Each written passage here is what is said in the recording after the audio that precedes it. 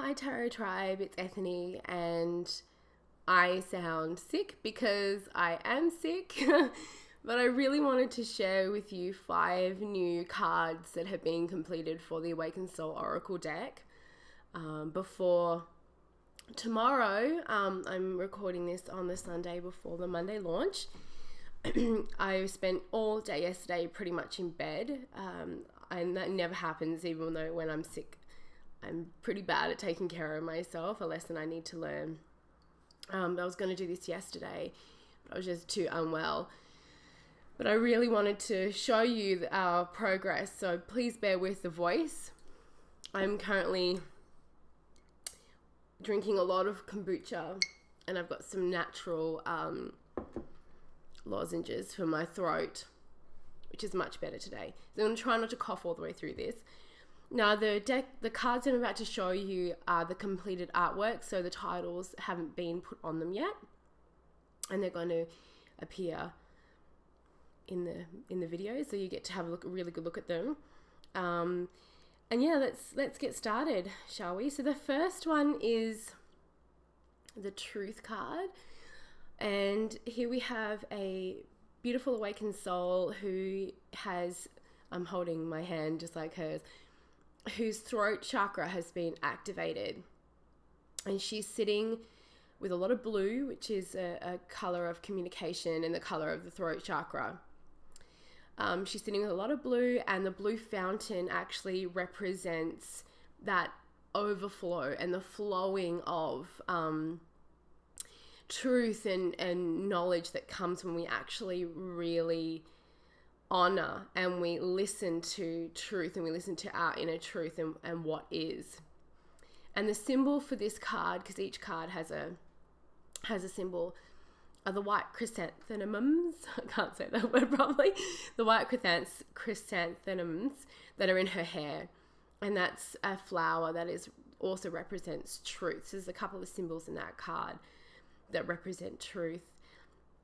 And the truth can be, when we talk about our own personal truth, it can be very unique to ourselves, but then we've got universal truths and the truth of what is.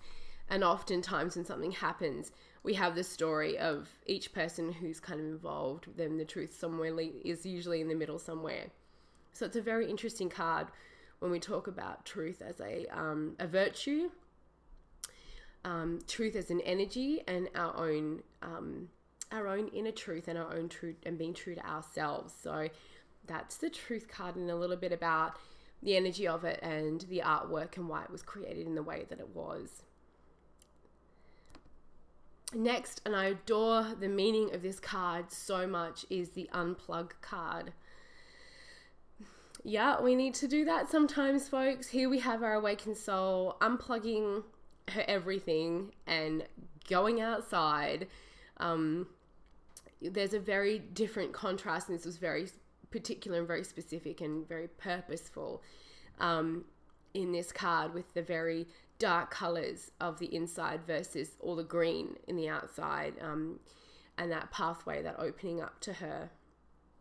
And in our lives, I mean, I'm pretty bad at this, about being, on Instagram or YouTube or Facebook too much, being on our phones too much, or being plugged in too much to the mainstream media and listening too much to what's going on the outside, and a lot of it's very negative and biased.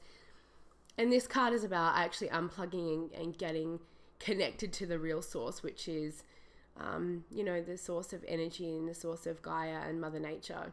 And I love that that meme that's gone around the internet for many years now, that it's usually got a picture of the nature, and it says, has no Wi-Fi, but I guarantee a better connection. And it's so true.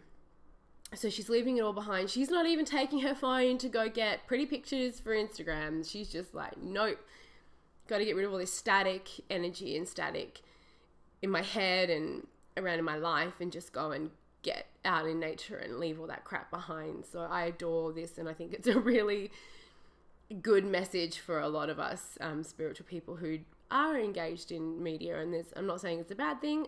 I mean, I'm on a lot of social media accounts, and I have a YouTube channel, and I write a blog, and that's all great stuff. that everyone does.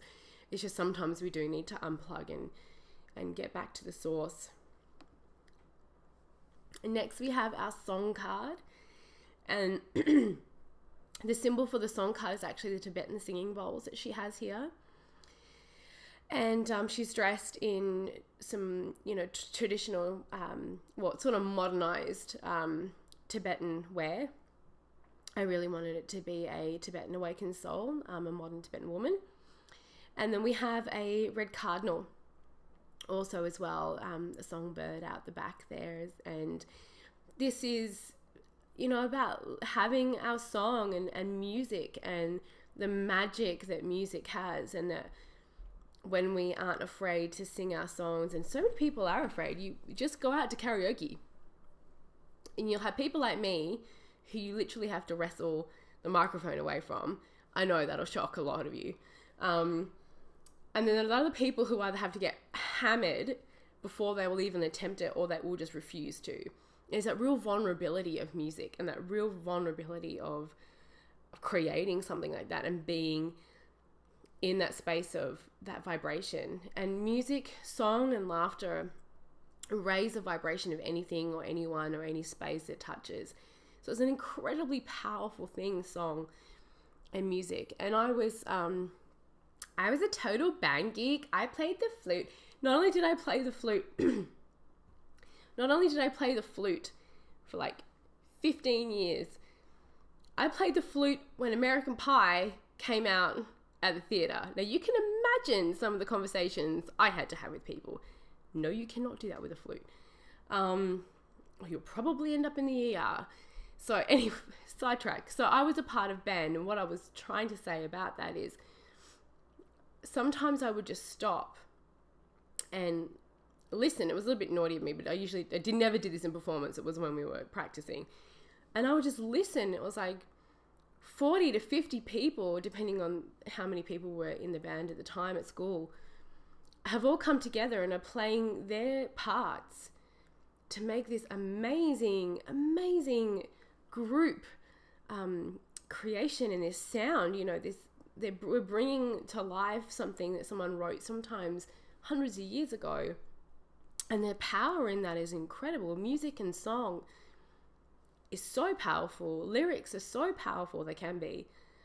So there's a real beautiful energy about that. And when we add our voice to it and we open up and we sing our own song, and we sing like no one's listening, or we don't care, or we sing in the shower, we actually raise our vibration. And a friend of mine, actually one of my best friends from high school, I remember we were talking, this was years ago, and this is how well she knows me.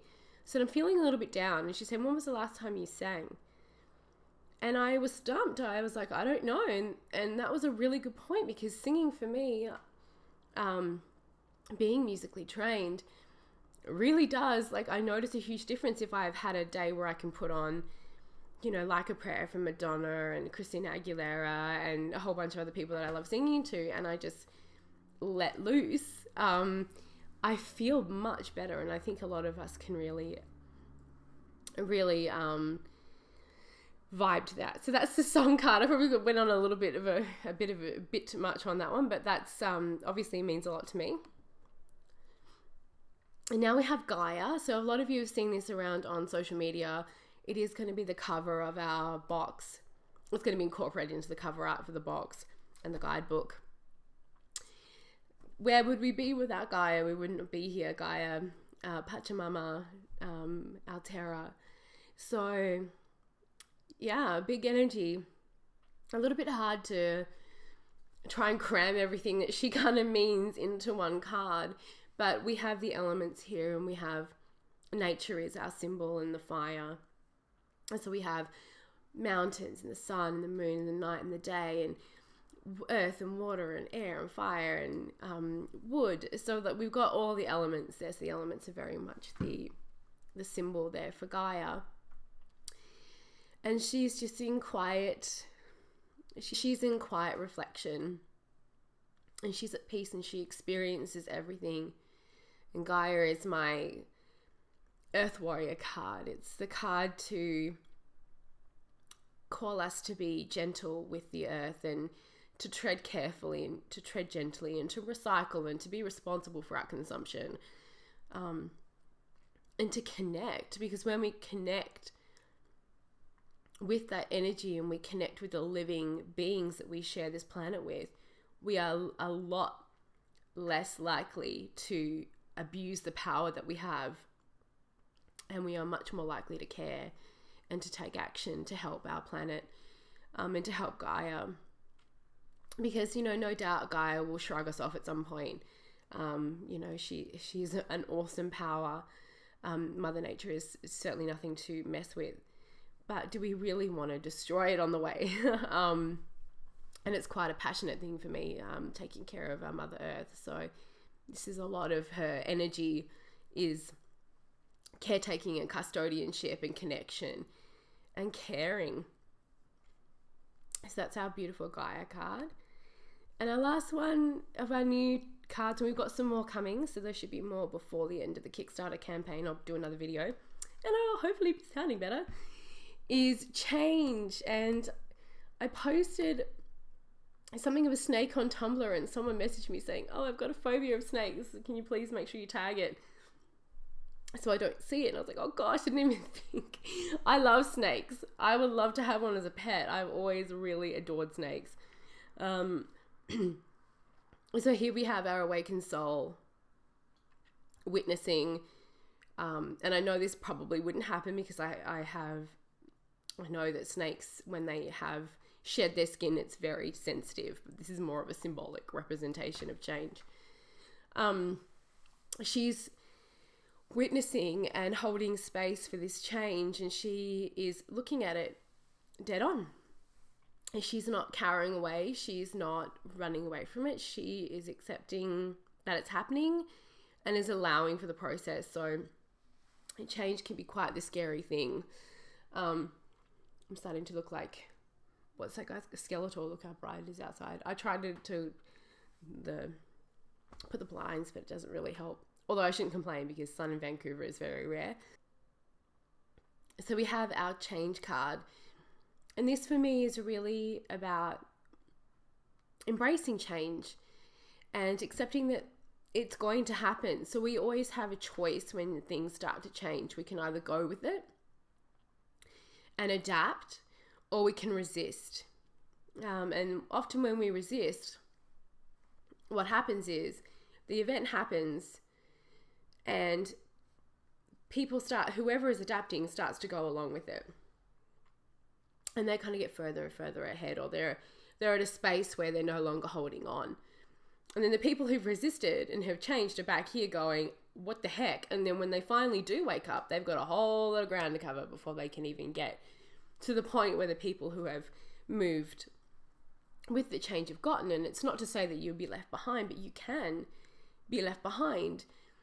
It's like those people who are still like, you say like, oh, they're old, they're set in their ways, that kind of thing like that. That's a choice that they make to be set in their ways. That is a choice they make to stay uneducated or ignorant about certain things. There is demographics and accessibility to education and people's learning styles, and I'm not saying that doesn't come into play, but there is a point there where we make a choice as well, whether we choose to move on and move forward and go along with the change, or we choose to stay behind.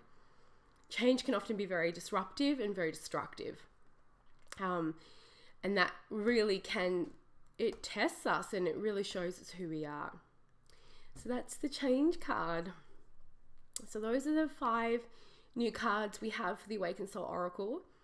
The Kickstarter goes live at 9 a.m. Pacific time, Monday, the 4th of April, running for 30 days. And you know what, if I hadn't have been all committed to like, we're doing a Kickstarter, I may have changed my mind, but I'm glad I put it out there and I said we were going to do it, because it's quite a scary thing, putting your work out there and seeing if people are going to be receptive to it, to the point where they'll back your project. So I hope you enjoyed the new cards. I hope you can hear me well too. I have a new microphone, so If it's not loud enough, please let me know, and I will do what I can to make that louder next time. And thank you so much for watching, and hopefully I will see you over at Kickstarter tomorrow. And let me know, do you want to see some more before the end of the campaign, and what cards do you think are coming? Because I'd like to see if anyone can guess any of them. So thanks very much for watching, everyone.